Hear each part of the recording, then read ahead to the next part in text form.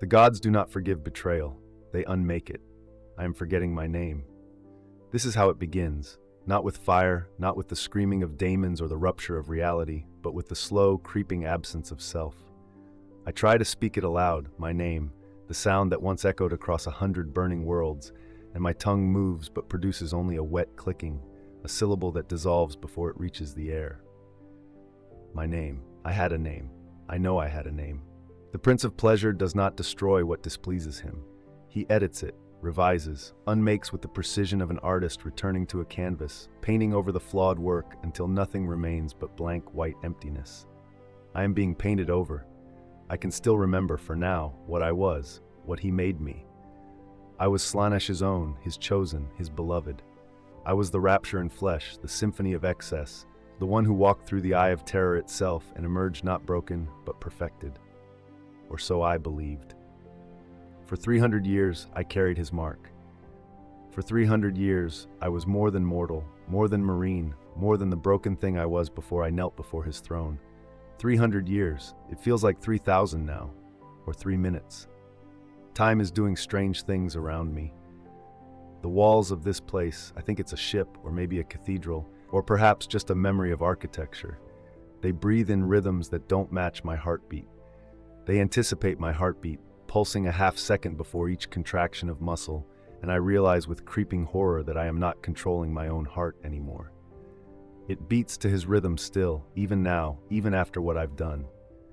Even after I said no. Let me tell you what it means to be a champion of chaos. Let me tell you before I forget, before he takes even this from me. It begins with a promise. You are mortal. You are broken. You are angry or desperate or hungry for something the corpse emperor cannot provide, and in that moment of weakness, of honesty, you feel it, the whisper. Not in your ears but deeper, in the meat of your brain, in the electrical firing of neurons that were never supposed to carry thoughts like these. The whisper that says, I see you, I know you, I can give you what you truly desire. For me, it was beauty. I was a space marine of the Emperor's Children, 3rd Company, before the heresy.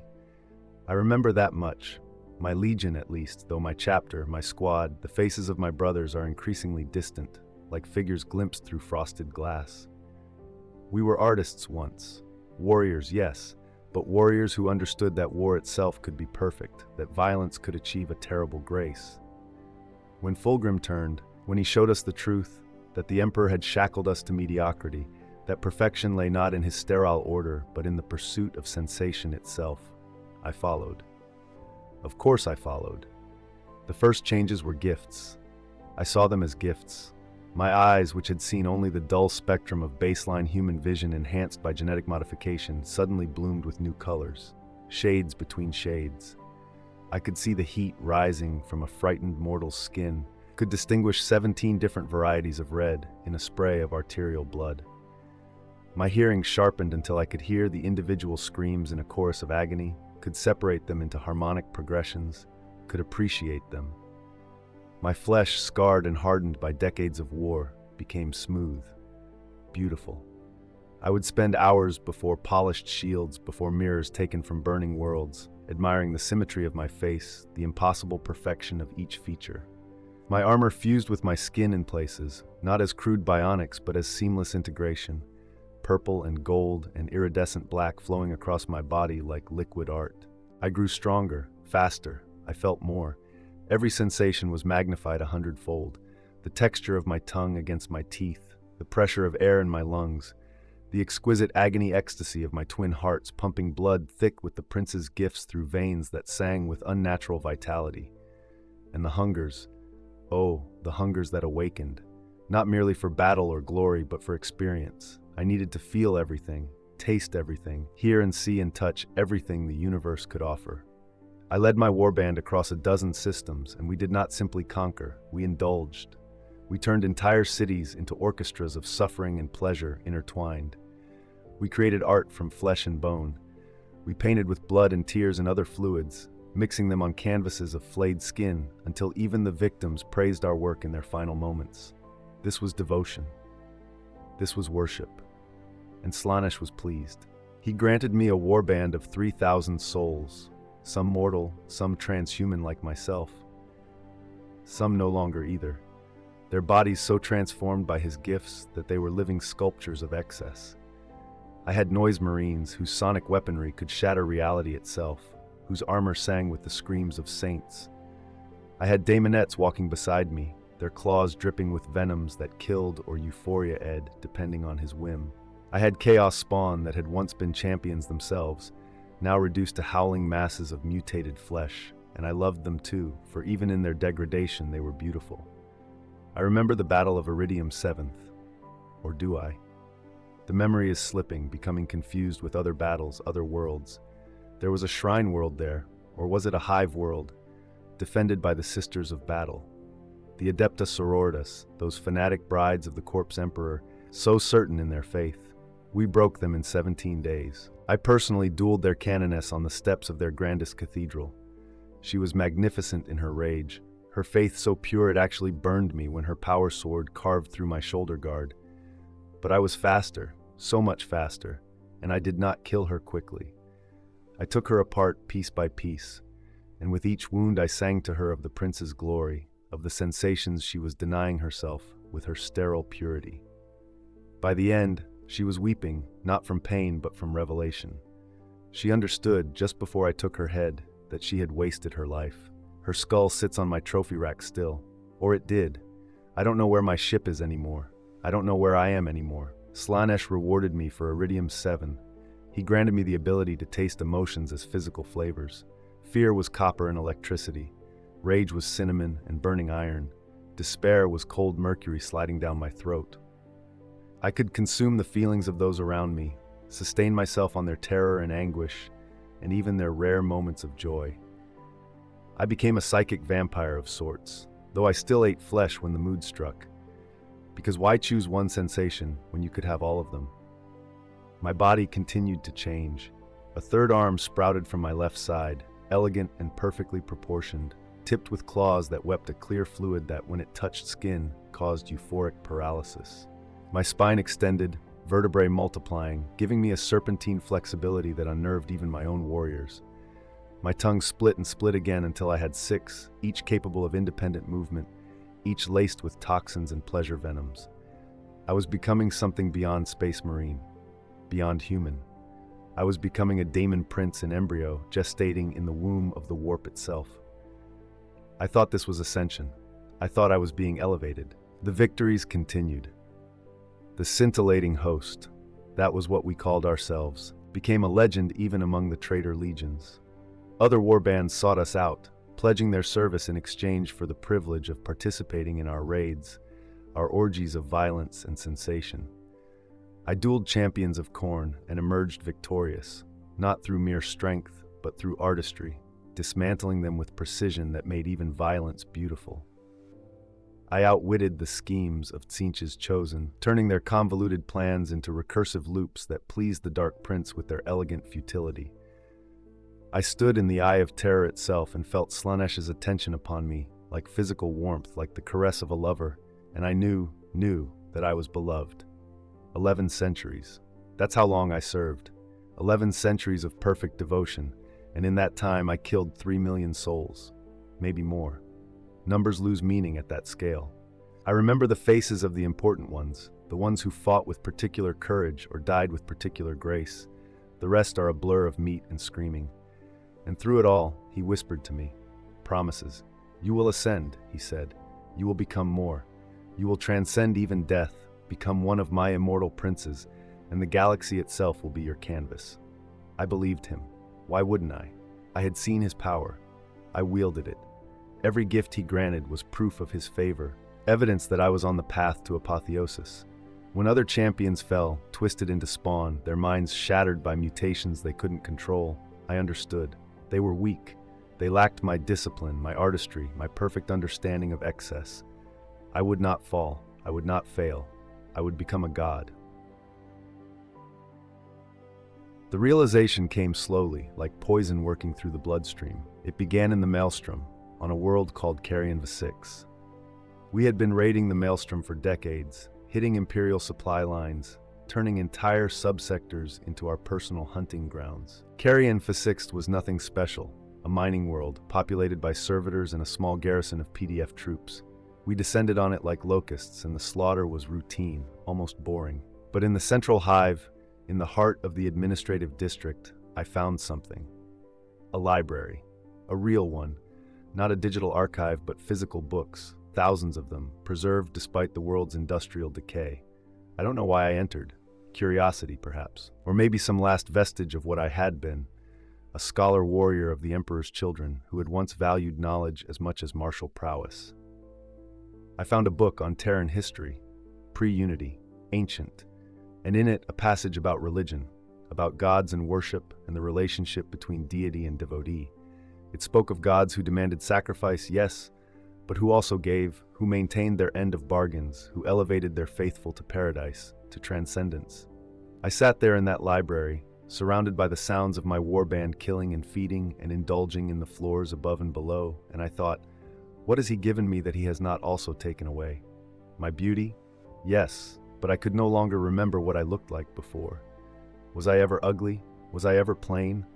Or has he revised that memory too, making me think I needed his gift when perhaps I had been perfect already?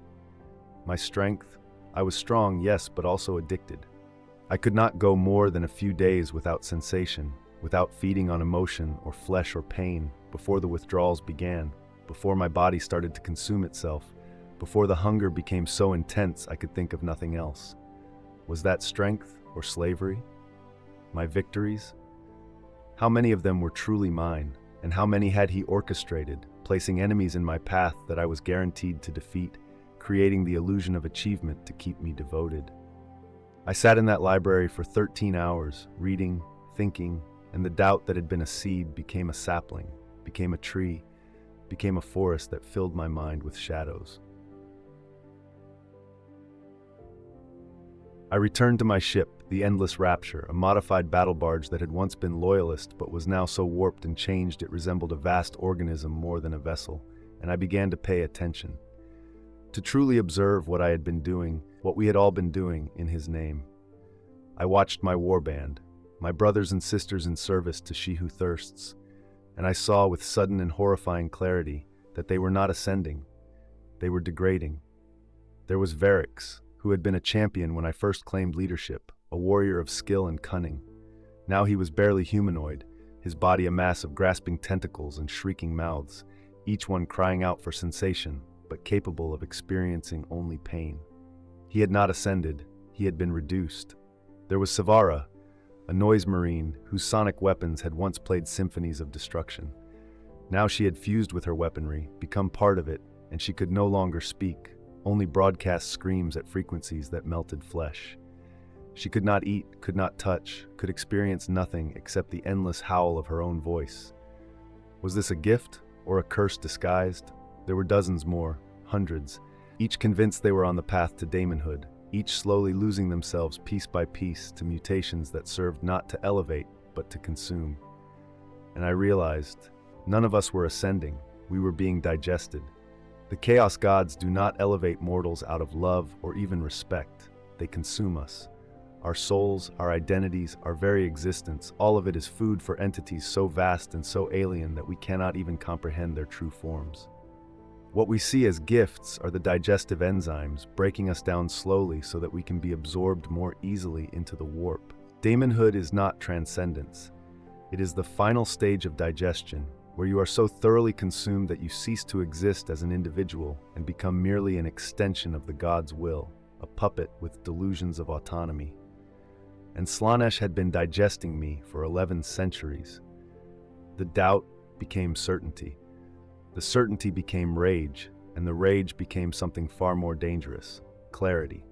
I saw the pattern. Every gift came with a price that outweighed it. Every victory was engineered to create more conflict, more suffering, more sensation to feed back into the warp. We were not warriors, we were farmers, cultivating anguish and ecstasy so that the Dark Prince could harvest it. I thought of the millions I had killed, the worlds I had broken, the beauty I had destroyed in pursuit of his vision of beauty. And for what? So that I could be slowly unmade, transformed into a mindless daemon prince, who would spend eternity doing exactly what I was doing now, except without even the pretense of choice? No. No, I spoke the word aloud in my chambers and the walls shuddered. My armor, which had not been removed in decades, cracked along invisible seams. The pain was extraordinary, not just physical but spiritual, as if I had torn something fundamental inside myself. I said it again. No. The lights flickered. Reality flickered. For a moment, I saw through the veil, saw the warp's true face, the churning madness beyond the materium, and in that madness I saw him. Not as the beautiful androgyne of legend, but as something else. A vast, writhing hunger, a composite of every excess and desire and craving that had ever existed, compressed into a form that could not exist in sane space. He was beautiful only because beauty itself was one of the things he consumed, and he was looking at me. I said a third time, "I will not serve you anymore." The moment I spoke those words, the universe screamed. The first thing that came for me was not a daemon, but my own body. The mutations, his gifts, began to reverse, but not gently, not with the relief of returning to some baseline human form. They reversed with the same violence with which they had been granted. My third arm withered in seconds, the flesh turning black and necrotic, the bone dissolving into powder. It fell from my shoulder like rotten fruit, and the pain was unlike anything I had experienced in 11 centuries of war and excess. This was not the artful pain of a blade or the exquisite agony of transformation. This was erasure, the sensation of being unmade, and it screamed through every nerve. My tongue, my 6 forked tongues, fused back together, but in the process they knotted, tangling around each other like serpents in their death throes. I tasted blood and venom and my own dissolving flesh all at once, a cocktail of ruin flooding my mouth. My spine contracted, vertebrae crushing together, and I heard them crack like gunshots in my skull. I fell to the floor of my chamber, convulsing, and I felt my enhanced senses, the ability to see new colors, to hear with such precision, being torn out of me. It wasn't like going blind or deaf. It was like having entirely new organs ripped from my brain, leaving holes where capabilities had been. And through it all, I heard his laughter. Not laughter as you would understand it. Laughter as a concept made into sound, as the abstract idea of mockery given audio form. It echoed not from any direction but from within my own thoughts, and I understood. He was not angry, he was delighted. Betrayal, you see, is the rarest sensation. So few dare it. So few possess the will to defy their gods. And in my defiance, I had given him the most exquisite gift of all, a champion who had truly deeply believed, now falling into despair and realizing the full horror of what he had done. My suffering was not punishment. It was the ultimate expression of his worship. I had damned myself more thoroughly by saying no than I ever could have by saying yes. The second thing that came for me was my warband. I don't know how they knew. Perhaps he told them. Perhaps the warp itself carried the news of my betrayal like a virus. Or perhaps they simply felt the shift, the way animals sense earthquakes before they strike. Varix was the first through my chamber door, his mass of tentacles and mouths undulating, questing toward me with obscene hunger.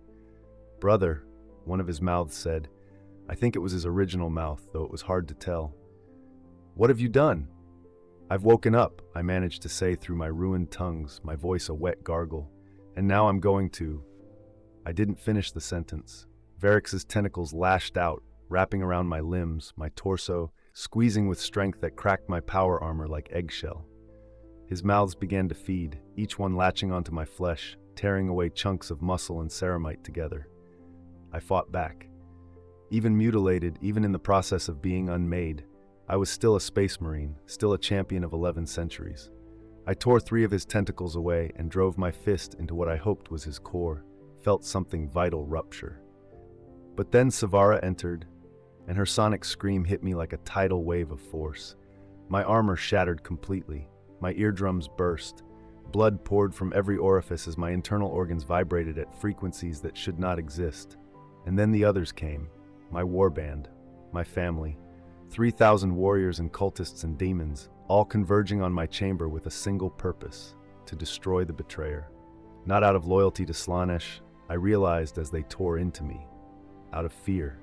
Because if I could betray him, if I could doubt, then the possibility existed that they were wrong too. that their centuries of service, their mutations, their sacrifices, all of it might have been for nothing. They couldn't allow that thought to exist, so they would destroy the source of it. I don't remember how I escaped. Memory is becoming non-linear now, events shuffling like cards in a deck held by trembling hands. But I know I did escape. That much is evident, because I am here, wherever here is, speaking these words into the void. I remember running through corridors that no longer obeyed conventional geometry. The endless rapture was turning against me too, its walls growing teeth, its floors becoming sticky with saliva-like mucus. The ship itself was alive, had always been alive, and it served its true master. Not me, but him. I remember killing dozens of my former brothers, not with artistry now, but with desperation, pure survival instinct driving me to crush skulls and tear out throats with my remaining hands. The mutilations continued even as I fought. My beautiful face, which had remained perfect through 11 centuries, began to melt like wax, features sliding down my skull. I felt my right eye simply pop from its socket and slide down my cheek, leaving a hollow cavity that wept blood and fluid. I remember reaching a hangar bay, finding a Thunderhawk that was somehow still mundane enough to operate. Perhaps it had been captured too recently to be fully corrupted. I launched without thinking, without planning, and the endless rapture tried to hold me, tried to close the bay doors, but they jammed halfway, and I squeezed through into the void, into the maelstrom's madness. And then there were daemons. They came from the warp like antibodies attacking an infection, because that's what I was now, an infection. A contradiction, a thing that should not exist, a servant of chaos who had rejected chaos, a soul marked by the Dark Prince but refusing to be consumed. The daemonettes came first, a swarm of them, their crab claws reaching for my ship, their siren songs promising forgiveness if I would only return, if I would only submit. I ignored them, pushed the Thunderhawk to its limits, and several daemons managed to latch onto the hull. I could hear them scrabbling, trying to tear through, and when one finally breached the cockpit, I killed it with my bare hands, crushing its too perfect face until it dissolved into warp smoke. Then came the Keepers of Secrets, the greater daemons of Slaanesh, towering beings of impossible beauty and inconceivable horror. One manifested directly in front of my ship, its 4 arms spread wide, its androgynous face smiling with such radiant joy that for a moment I wanted to weep and surrender, to throw myself into its embrace and accept oblivion. But I remembered the library, the book. The simple truth: this is not love, this is predation. I flew through it, literally through it, the Thunderhawk's armor tearing through demonic flesh that healed even as I passed. The greater daemon's scream followed me, a sound that was also a sensation, also a color, also a taste, and I felt something inside my skull rupture from the sheer wrongness of it. I flew without destination, without hope, only away. Away from the warband, away from the ship, away from him. But you cannot run from a god. Not really. They are everywhere their influence has spread, and Slaanesh's influence is in every sensation, every desire, every moment of pleasure or pain. The void itself was his domain, and I was already drowning in it. The flashbacks started somewhere in the flight, or maybe they started earlier, and I'm only now remembering them. Time is so difficult now. I saw myself as a mortal, before the heresy, before any of this. I was young. How young? 30? 40? Space Marines age slowly, and the heresy was 10,000 years ago, and I cannot remember my own face before the mutations. But I remember a feeling: pride. I was an emperor's child, chosen for genetic perfection, crafted by the master of mankind himself to be an exemplar of humanity. I remember my first deployment, a compliance action on a world whose name I've forgotten. The enemy were human dissidents, rebels against the Imperium's expansion. We killed them efficiently, professionally, and I remember thinking, this is what I was made for: to bring order, to perfect humanity. There was no excess then, no hunger for sensation, just duty, just the clean, simple purpose of being a weapon wielded by the Emperor. When did it change? I see Fulgrim's face, the Primarch, our Gene Father, beautiful even before his fall, radiant with charisma and vision. He speaks to us, his chosen, and he says, "The Emperor has made us perfect instruments, but instruments should not remain forever in their cases. We must not merely execute orders, we must create. We must achieve perfection not just in war but in all things.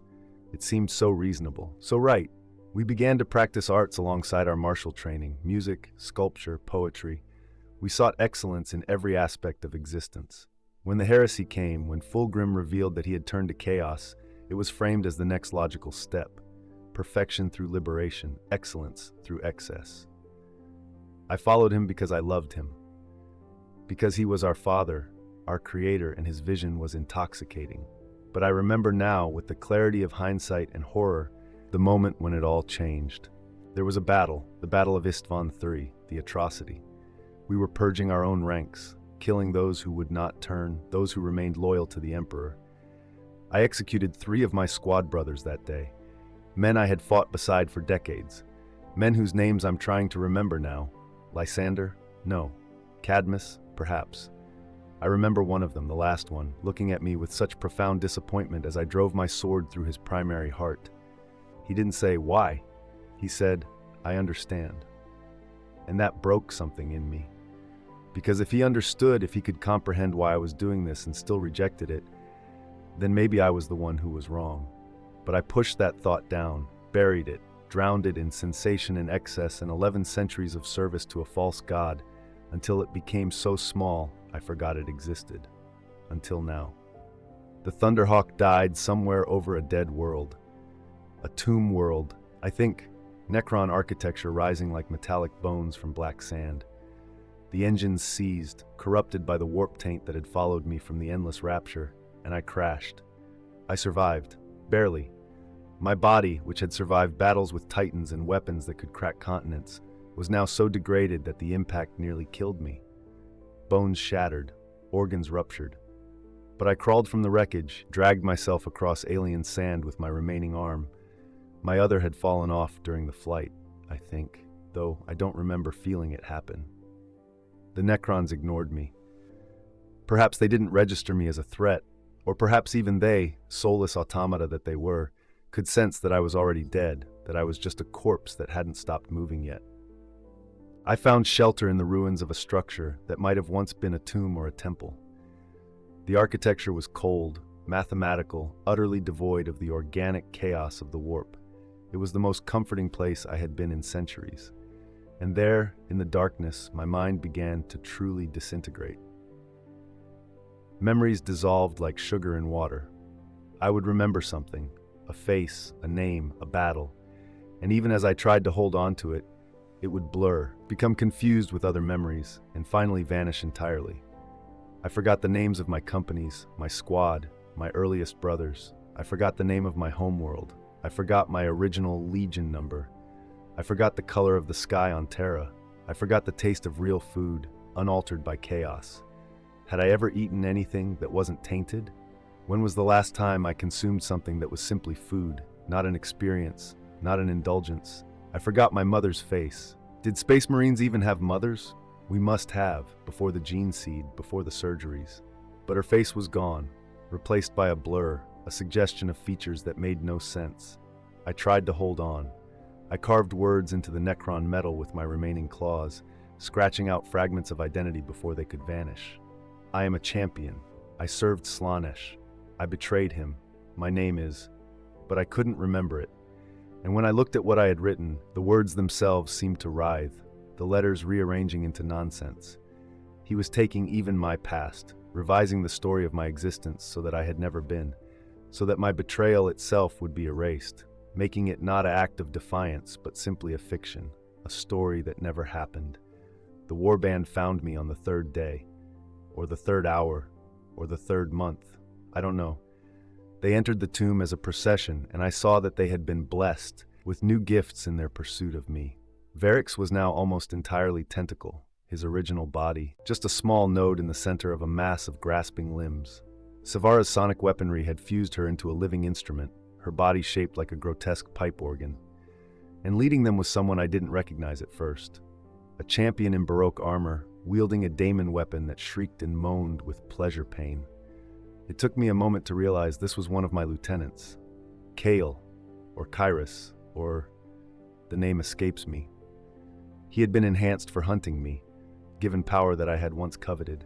Brother, he said, and his voice was my voice. Slaanesh had granted him the ability to mimic me perfectly. Why do you run? Why do you hide? The prince offers forgiveness. Return, and you will be exalted beyond imagining. I laughed. It was a horrible sound, wet and broken, emerging from a throat that had half collapsed. Liar, I managed to say. You know what awaits me. Oblivion. Oblivion is a gift, Savara broadcast, her voice a harmony of screams. To be unmade is to achieve unity with the prince. Your ego, your suffering, your doubt, all will end. You will become part of something greater.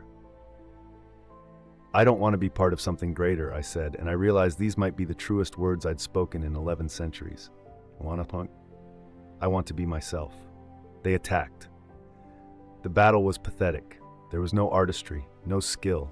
I was a broken thing fighting broken things. All of us puppets enacting a script written by an entity that existed beyond comprehension.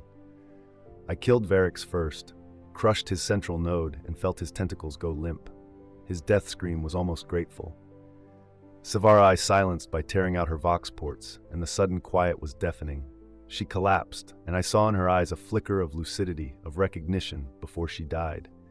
She mouthed something. Thank you, perhaps, or maybe a curse. The champion, Kale Kyrus whoever, lasted longer. His daemon weapon sang as it cut through my remaining flesh, opening wounds that would never heal. But I got inside his guard, drove my fist through his gorget, and tore out his throat. As he died, his face cycled through expressions: rage, fear, sorrow, relief, and I realized he too had been a prisoner, and I had just freed him. The rest of the warband died around me. Some I killed. Some died fighting each other, their minds finally snapping under the weight of their mutations. Some simply collapsed, as if the strings holding them upright had been cut. And when the last body fell, when the tomb was silent except for my ragged breathing, I felt his presence descend. It was not Slaanesh himself. That would have annihilated me instantly. No mortal consciousness can survive direct exposure to a Chaos God's full attention. Instead, it was an avatar. A daemon prince, one of the Ascended, sent to deliver final judgment. It entered the tomb through a tear in reality, stepping from the warp as casually as one might step through a door. It was beautiful in the way a sunset is beautiful, or a funeral, or a blade sliding into flesh. It had 6 arms, each holding an instrument of exquisite craftsmanship: a lute, a blade, a whip, a syringe, a mirror, a flail. Its face was androgynous perfection, its body a fusion of male and female, and neither and both. When it spoke, its voice was every voice I had ever loved, every sound I had ever found beautiful, layered and harmonized into a symphony of speech. Poor sweet champion, it said. Do you understand now? Do you see the futility of your defiance? I tried to speak, but my voice was gone. Literally gone, my vocal cords dissolved. So I thought my response, and somehow it heard, you promised me godhood. You promised me transcendence, and I will keep that promise, the daemon prince said, moving closer, its hooves clicking on the Necron metal. You will be unmade. You will be dissolved into the warp. You will cease to exist as an individual consciousness. Is that not transcendence? To finally be free of the prison of self, to merge with infinite sensation, infinite experience. That's not freedom, that's death. There is no difference. Death and freedom are the same. Only mortals, bound by their egos and their fear, believe otherwise. It raised one of its hands, the one holding the blade. I am not here to punish you. Punishment implies that you matter enough to warrant it. I am here to complete you, to finish the process that began when you first knelt before him. You are always going to end this way. Your betrayal changes nothing. It is simply another sensation to be savored. The blade descended. But I moved. I don't know how. My body was ruined, barely functional. But some last reserve of strength, some final vestige of the genetic engineering that had made me superhuman, kicked in. I rolled aside, and the blade struck metal instead of flesh, sending up a shower of sparks. The daemon prince paused, and for the first time, I saw something like surprise on its perfect face. You resist still, even now when you have nothing left? Especially now, I thought. Now is all I have. I lunged at it, not to fight, not to win, but simply to act, to prove that I still had agency, that I was not yet erased. My claws raked across its torso, an ichor that was also sound and light and emotion spilled out. The Daemon Prince did not cry out. It laughed. Yes, yes, this is what he wanted. This defiance, this futile struggle. Do you not see? Even in resisting, you serve. Your suffering is worship, your despair is prayer. And it was right. Every moment of my agony, every second of this horror, was feeding back into the warp, sustaining the very God I had tried to reject. My betrayal was not rebellion, it was the ultimate submission. I had given him the rarest delicacy, a soul that truly believed it could escape, experiencing the full realization that it could not. The Daemon Prince's 6 arms moved in concert, and I was pinned, impaled on the blade, entangled in the whip, injected with venoms from the syringe. The mirror it held up to my face, and I saw what I had become. I was no longer humanoid. I was a mass of contradictions, flesh that was also shadow, bone that bent like liquid, wounds that were also mouths screaming in frequencies that shattered thought. My face was a ruin, yes, but worse. It was nothing. A blank space where features had been, a void in the shape of identity. Look, the Daemon Prince whispered, its breath sweet with rot and honey. Look at what you are. You are the answer to your own question. This is what happens when a champion betrays his god. This is not an answer, I thought desperately. This is just cruelty. Cruelty and answer are the same thing. Truth is the cruelest sensation of all. The Daemon Prince began to feed, not on my flesh, that was already ruined, but on my soul itself. I felt it being drawn out, thread by thread, memory by memory, pulled into the daemon's essence. And with each piece taken, I felt myself diminishing, becoming less than I had been. I forgot how to speak, then how to form words in my mind, then what words even were. I forgot concepts, space, time, self, other. I forgot that I was forgetting. But something remained. Deep in the core of whatever I was, beneath the mutations and the memories and the centuries of corruption, there was a kernel of something. Not goodness. I had long since abandoned any claim to that. Not innocence. Not even humanity, really. It was simpler than that. It was the part of me that had read that book in the library on Carrion 6 and thought, this is wrong, the part that had said no, the part that had chosen, even knowing the cost, to defy. I call it my soul, but that word is insufficient. It was the irreducible fact of my existence, the thing that made me me, and not just a collection of experiences and flesh, and I would not let it be taken. With strength I did not possess, from a source I could not name, I tore myself off the Daemon Prince's implements, flesh ripped, bone shattered. But I was free, even if only for a moment. The Daemon Prince staggered back, genuine shock on its face. Impossible. You have nothing left, you are... I lunged at the mirror it held, not at the daemon, at the mirror. In the reflection I saw myself, the ruined thing I had become. And I saw, for just an instant, something else. A ghost of who I had been, superimposed over the horror. A space marine in purple and gold, face unscarred, eyes clear. I had been that once, before the gods, before the lies. And in that recognition, that memory of identity, I found my answer. Not escape, there was no escape. Not forgiveness, I deserved none. But defiance. The simple, stubborn refusal to be what he wanted me to be. I shattered the mirror. The glass exploded outward, and reality exploded with it.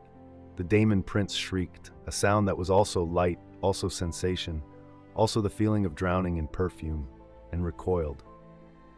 Because the mirror had been more than glass. It had been a focus, a channel through which Slaanesh was watching, experiencing my torment vicariously. By destroying it, I had denied him the satisfaction of watching me break completely. It was a tiny victory, meaningless in the grand scope of the warp's madness. But it was mine. The Daemon Prince recovered quickly, its 6 arms moving to seize me again. Foolish. Do you think that changes anything? Do you think... I didn't hear the rest. Because in the moment of the mirror's shattering, the warp itself had hiccuped. The connection between this place and the Imperium had been disrupted, just for a fraction of a second. And in that fraction, I ran. Not with my body, that was far beyond running, but with my consciousness, my soul, the last coherent fragment of identity I possessed. I fled into the cracks between reality, into the spaces where the materium and immaterium met and bled into each other. The Daemon Prince pursued, of course. I could feel it behind me, could sense its frustration pleasure at the hunt. But I was small now, so diminished that I could slip through gaps it could not follow, could hide in places too insignificant for such a mighty entity to fit. I fled through dimensions I could not name, across angles that should not exist. I saw things that broke what remained of my sanity, the true face of the warp, the machinery of reality, the threads that connected every sensation in the galaxy back to the Dark Prince. I saw myself as I truly was, not a champion, not a betrayer, but a meal. A small, insignificant meal that had tried to escape the mouth that was always going to swallow it. But I kept running. Time lost all meaning. I might have fled for seconds or centuries. In the warp, duration is a matter of perception, and my perception was fragmenting. I remember moments, passing through a world where worship of Slanesh was so intense that reality itself had dissolved, leaving only an ocean of sensation that tried to absorb me. I swam through it, or flew, or fell. The distinction did not matter. Encountering other souls fleeing their gods, a cornate champion who had rejected violence and was being slowly turned inside out, his hatred becoming literal knives that erupted from within. A Nurgle cultist who had sought oblivion in disease but found only endless, itching life, unable to die no matter how much of him rotted away. We did not speak. Speaking was beyond all of us, but in passing, we recognized each other. Fellow damned, fellow betrayers, finding a pocket of null space, a void where the warp's influence did not reach. I tried to hide there, but it was too empty, too silent. Without sensation, without stimulation, I began to dissolve in a different way, not through corruption but through simple fading, like a painting left in sunlight. I fled back into the madness because at least the madness confirmed I still existed. Being found by the Demon Prince again. Always it found me. It was relentless, tireless, because it was not truly hunting me of its own volition. It was the instrument of his will, and his will was absolute. Each time, I barely escaped. Each time, I was diminished further. I cannot say when I finally stopped running. Perhaps I never did. Perhaps I am running still, and these words are being spoken from some impossible place between one moment and the next, between one thought and another. But there came a point when I no longer had the strength to flee, when the core of identity that had sustained me was worn down to almost nothing. I was barely conscious, barely existent, just a flicker of awareness in the vast ocean of the warp. The Demon Prince stood before me one final time. We were in a place that was no place, a gray void that was neither material nor immaterial, but somehow both. "It is done," it said, and its voice was gentle now, almost sad.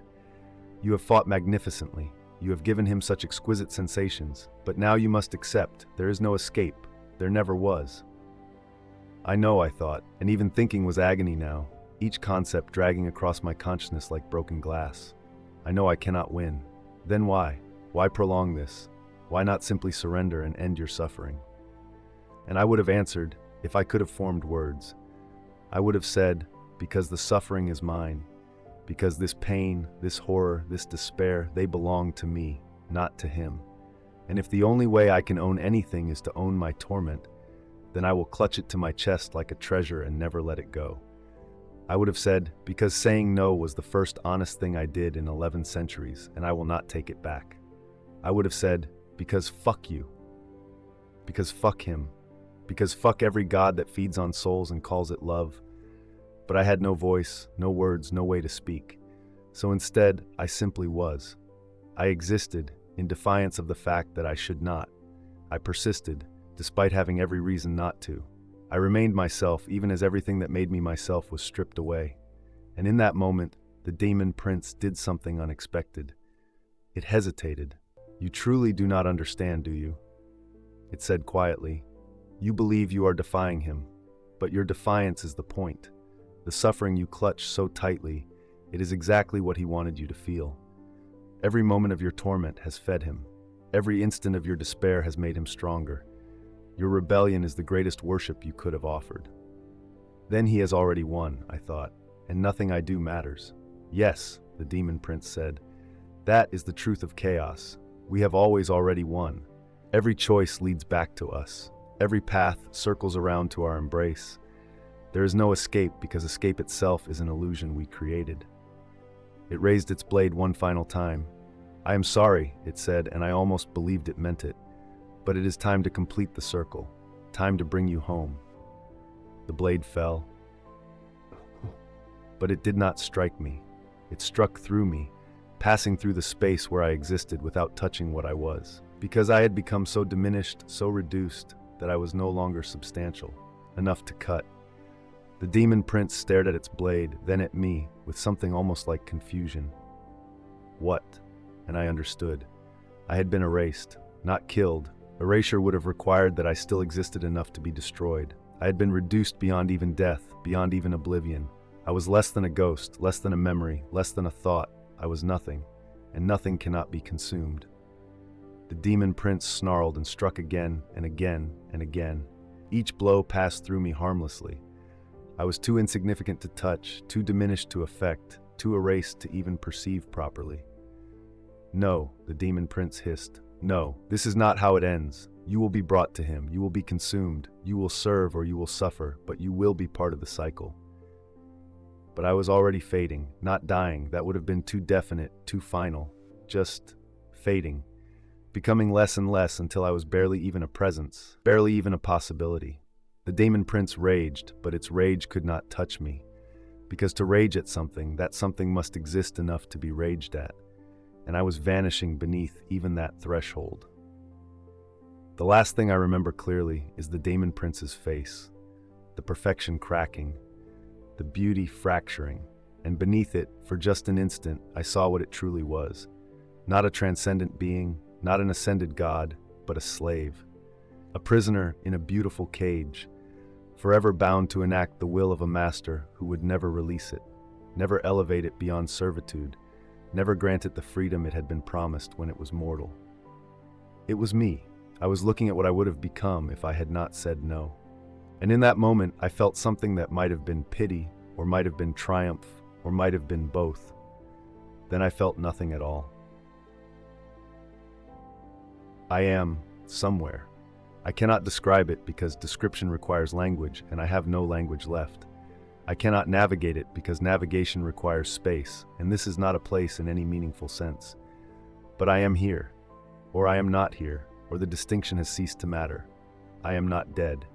Death would require that I had lived, and I am no longer certain I qualify as alive or ever did. I am not erased, though I have been erased.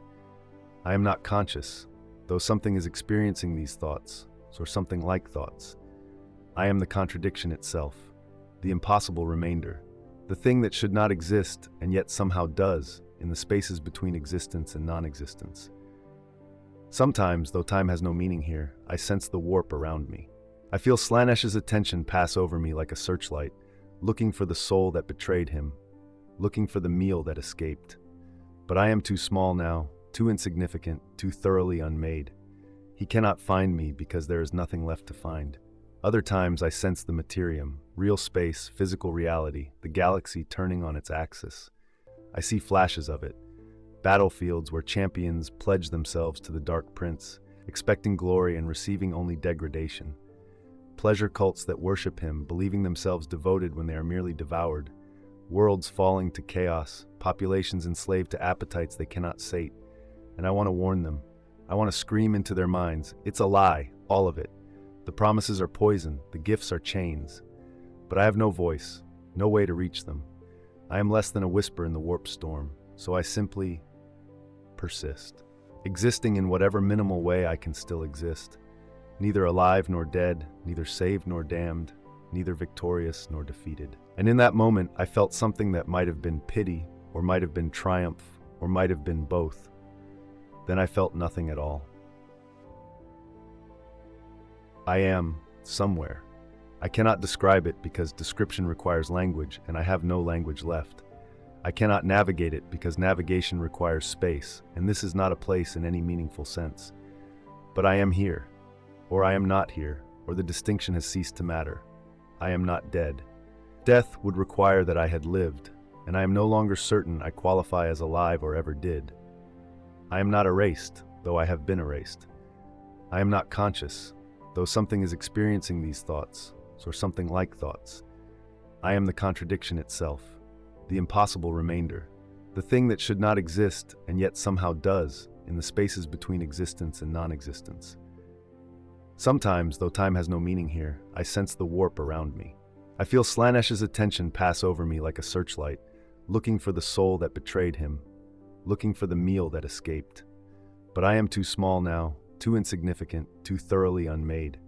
He cannot find me because there is nothing left to find. Other times I sense the materium, real space, physical reality, the galaxy turning on its axis. I see flashes of it, battlefields where champions pledge themselves to the Dark Prince, expecting glory and receiving only degradation. Pleasure cults that worship him, believing themselves devoted when they are merely devoured. Worlds falling to chaos, populations enslaved to appetites they cannot sate. And I want to warn them. I want to scream into their minds, it's a lie, all of it. The promises are poison, the gifts are chains. But I have no voice, no way to reach them. I am less than a whisper in the warp storm, so I simply persist, existing in whatever minimal way I can still exist. Neither alive nor dead, neither saved nor damned, neither victorious nor defeated. I am the answer to the question that was asked. This is what happens when a chaos champion betrays his god. Not punishment, not forgiveness, not transcendence or obliteration, just this nothing state, this impossible persistence, this eternal moment of having said no and having nothing left except that single syllable, echoing forever in a void that should not contain echoes. Sometimes I remember my name. It comes to me like a dream, a sound without meaning, syllables that connect to nothing. I cannot speak it, cannot write it, cannot think it with any coherence. But it's there, a ghost of identity, proof that I was once something. Other times I remember the faces, my brothers, my enemies, the millions I killed. They parade through whatever passes for my consciousness now, and I cannot tell if they are memories or hallucinations or some third thing that exists only in this liminal space. I remember the Emperor's children as we were, proud, perfect, devoted to excellence. I remember the moment that pride became hubris, excellence became excess, devotion became damnation. I remember the first time I killed in Slanesh's name and felt his approval wash over me like warm oil, like honey, like the caress of a lover. I remember thinking, I am blessed. I remember the truth, I was being digested. There are others here, I think. Other souls in states similar to mine. Champions who said no to Khorne and were scattered across dimensions as punishment for refusing to kill. Sorcerers who defied Tzeentch and found themselves trapped in paradoxes that unraveled their sanity. Plague bearers who rejected Nurgle and were left in a state of neither living nor dying, neither healthy nor diseased. We do not communicate. Communication would require coherence, and we are all incoherent now, fragments of what we were. But sometimes I sense them. Fellow betrayers, fellow damned. And in sensing them I understand, we are the only things in the universe that have truly defied the Chaos Gods and survived. Not survived intact. Not survived with sanity or purpose or hope, but survived in some form. And perhaps that is the only victory available to those who serve chaos and then reject it. Not escape, not redemption, but simply the stubborn, impossible fact of continued existence in the face of forces that should have utterly annihilated us. We are the glitches in the gods' code, the errors in their grand design, the proof that their power is not absolute, even if that proof comes at the cost of everything we were. I do not know how long I have been here. Hours or eons, it makes no difference. I do not know if I will ever leave.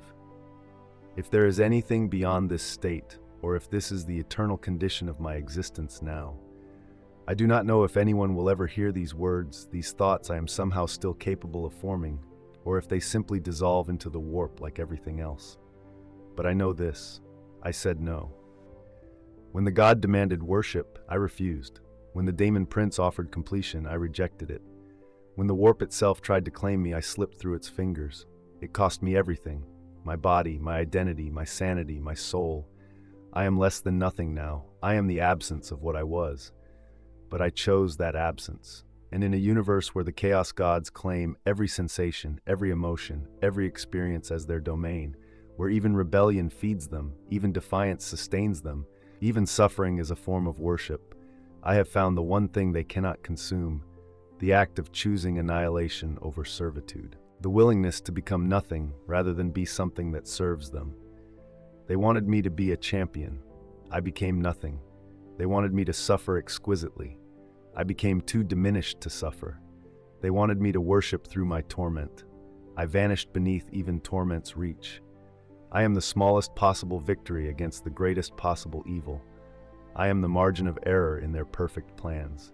I am the rounding error that proves their equations are not actually absolute. And if there is any meaning left in what I am, any purpose to this impossible non-existence, it is this: to be the warning the other champions will never hear. To be the proof that escape is possible, even if the price of escape is everything, even if what escapes is nothing. To be the answer to the question that should terrify every servant of chaos: what happens when you betray your God? You become this. I am forgetting now. For real this time. Not the slow erosion of before, but the final dissolution. Whatever has sustained me this long is failing. Soon there will be nothing left. Not even this minimal awareness, not even the memory of having had a name. But before I fade completely, before the last spark of what I am winks out, I want to say, to whoever might somehow, impossibly receive these thoughts, the gods are liars. The promises are poison. The gifts are chains. And if you ever find yourself kneeling before them, feeling their power, believing their whispers, say no. Even if it costs you everything, even if it unmakes you, even if the price of defiance is to become nothing, say no. Because that single syllable, that simple refusal, is the only thing in the entire universe that is truly, completely yours. And they can take everything else, your body, your mind, your memories, your very existence, but they cannot take the fact that you said it. They cannot undo the moment of choosing. They cannot erase the defiance from having happened, no matter how thoroughly they erase you. That moment exists. It existed. It will always have existed. And nothing, not the gods, not the warp, not all the power of chaos combined can change that. I am I. There is nothing left to betray. There is nothing left to remember the betrayal. There is nothing left to have been betrayed. And in that nothing, impossibly a whisper remains.